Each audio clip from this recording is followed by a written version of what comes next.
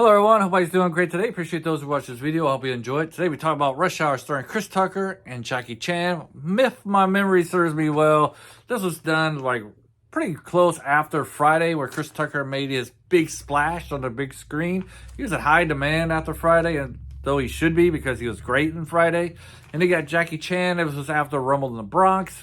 Rumble in the Bronx is kind of like a small budget movie that hit it big over here in America. Really put Jackie Chan's name out there on the mainstream. And, you know, that's how they got these roles, probably, because they both were big, hot at this time. Like, woo, sizzling hot. And if I remember right, this was advertised as the fastest mouth in the West meets the fastest fist in the East. And that's basically what the tagline was. If I remember, that's the tagline, right? If I remember wrong, leave some comments below, because I know there's some Rush Hour fans out there. And if you've never seen Rush Hour, you're kind of wondering what this movie is about, I'll give you a very bad explanation of the plot. Very concise. Basically, there's an ambassador from China. I believe it's an ambassador. Anyways, his daughter gets kidnapped, and Jackie Chan and Chris Tucker join forces, though the feds don't really like the fact that they're helping solve the case. This movie is all about how the Fed government, the FBI, I believe it's the FBI, doing this investigation, trying to save this girl from the kidnappers, how bad they are at their jobs. At the time, it was preposterous, right? What's terrible is, like, you wouldn't believe that the FBI were bad at their jobs. You know, fast forward 30 years later, now it is very believable with all the crap that's going on in current events. Anyways, that was like one of the things that Hollywood always made fun of, was like the FBI were always bad at their jobs, and you always had these other guys who weren't FBI agents were like a lot better than FBI agents. It was kind of like one of those tropes. So you see that in a lot of movies, and then sometimes tropes can come true. And then the guy, Mark Rolston, hopefully I'm saying his name right. He plays the one of the FBI agents, but I always remember him more from Shawshank Redemption. You know, he was the guy who bullied Andy, Tim Robbins' character. He was like the gay guy who wanted him to be his boyfriend, or the other B word. Anyways, he was just coming uppins in Shawshank Redemption. But every time I see him in a movie, I was like, oh, that's that guy from Shawshank Redemption. He did a perfect job. He did a really good job in Shawshank Redemption. He's a great actor. He does a good job in this, being a-hole to Jackie Chan and Chris Tucker. But enough about them. Let's get into this movie.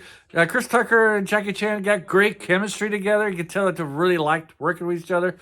I mean, the proof is that they made 2 other Rush Hour movies together, and Rush Hour 2 was shortly after this one, because this one has great success. You know, when you watch a Jackie Chan movie, what do you watch it for? You watch for the great fighting scenes, the great action scenes, and Rush Hour definitely delivers on that front. Jackie Chan does a very good job. Pretty sure he was the fighting choreographer of those scenes. I think he uses Chris Tucker very well in those scenes, you know, with the ability that Chris Tucker had. You get the great Jackie Chan scenes in here, fighting scenes. Are they his best? I don't know. They're up there. They're really good. You get some really good stunts going on in this movie. And I'm pretty sure this movie is probably pretty hard for Jackie Chan to do on his own. I don't want to say on his own, but pretty hard to do considering he's working with Chris Tucker. He probably ad-libs a lot of his lines. You know, he makes the script funnier, Chris Tucker does. So it's probably was hard for Jackie Chan to follow along with what Chris Tucker was saying. Might have been kind of hard for Chris Tucker as well, because there might have been some challenges, you know, while he's saying his own thing, and then Jackie Chan trying to reply. You know, probably was some difficulty there, but on screen, you wouldn't know it if you was watching this movie if they did have any difficulty at all. They both deliver very well, feeding off each other's energy. They work very well together. So, I don't know, it's one of the better buddy cop movies out there. I don't know if it's as good as Lethal Weapon. I love Lethal Weapon. But, you know, you got your great action scenes. You got your great comedy as well. Comedy action. And you got some great villains in here. You got that the Chinaman with like the bleach hair. He's a great villain for this role. He does this role pretty good as well. And then you got the shady character in the background.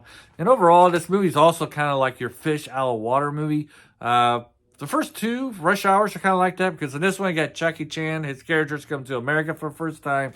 And Chris Tucker kind of takes him to like the side of Los Angeles that you don't really see very often. I'm reminded of like the pool hall scene where they go to the pool hall, and where Chris Tucker's going around, using the N word freely, and Jackie Chan thinks, well, Chris Tucker's using it, so I could use it too, and it causes a big pool fight.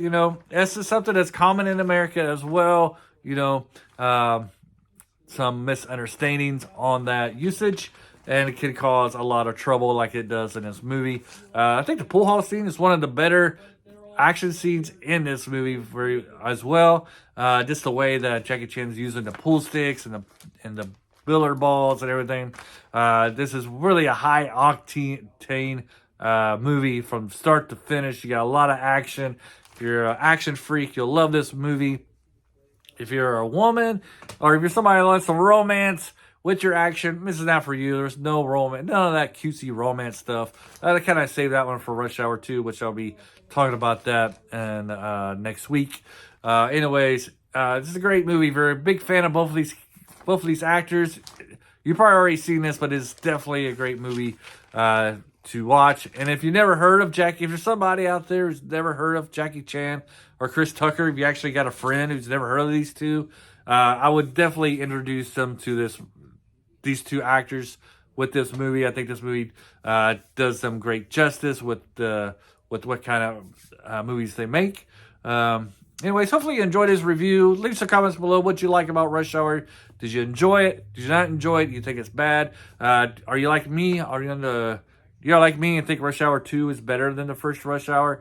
It's one of those novelties, and I'll be talking about Rush Hour 2 next week. Hopefully I can do a little better job in talking about that one. But anyways, leave some comments below. Interested in hearing what you guys, not hearing, but reading what you guys have to say. Have a great day, and bye.